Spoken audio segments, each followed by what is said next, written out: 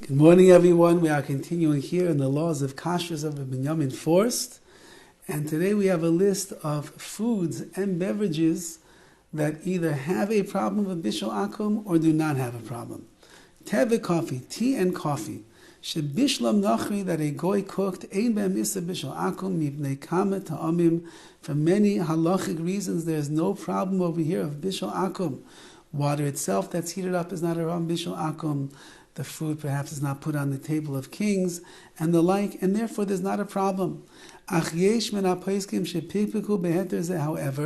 there are certain halachic authorities that have issues with this halacha, and they would say that a person should be more machmir, more strict when it comes to drinking coffee from your local coffee shop.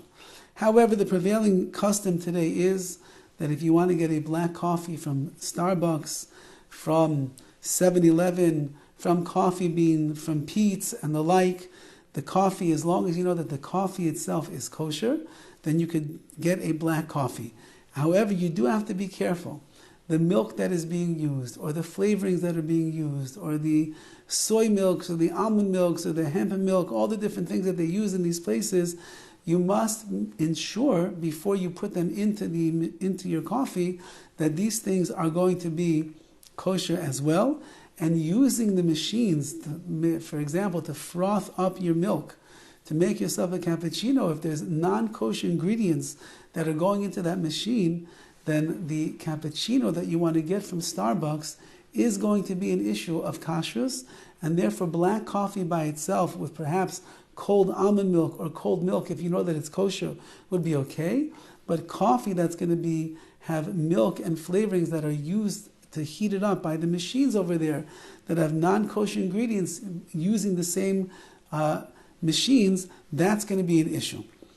Move on. Shehitiro hamatirim raka she'ein chashash issa bekelim shel nachim shel hanachim. This is, of course, only, like we're saying, if you know that the vessels that the non-Jew is using are kosher, means that there was no non-kosher ingredients in there. V'gam eima orabem chalav shel akum. And the non-Jewish milk, as we'll speak about what Chalav Yisrael is not in there as well. Now they have these coffee machines that sell, that you put in the money and you press a button, you get the kind of coffee you want. You can get cocoa, you can get hot chocolate, you can get cappuccinos, lattes, all different things. And he writes over here, if the machine is pumping out all different types of drinks, if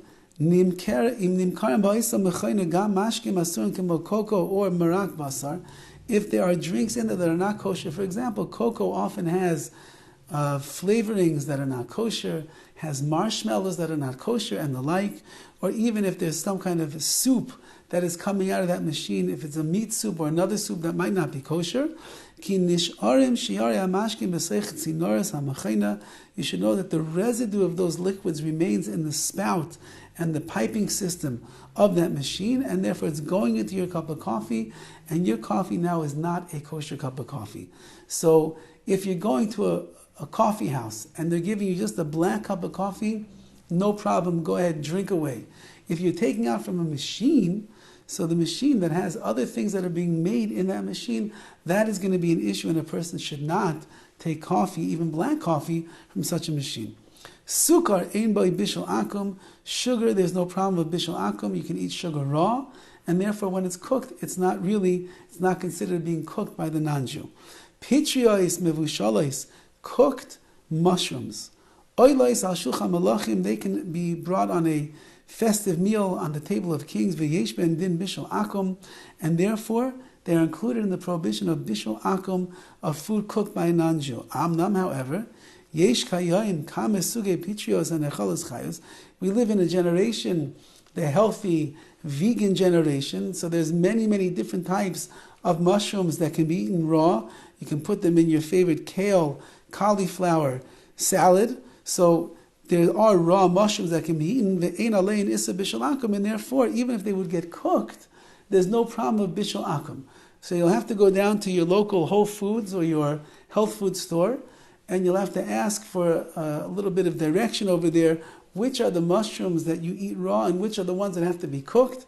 And whatever could be eaten raw, if you want to give them to the maid to cook them, then again, according to the halacha, there would be no isser of bishul akum in that case.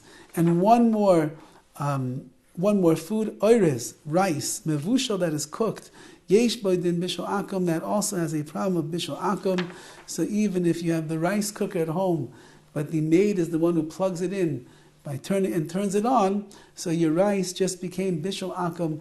Don't leave the maid to make the rice during the day when you are not home, and didn't leave it on, because you'll have rice that is asr, prohibited for a person to eat.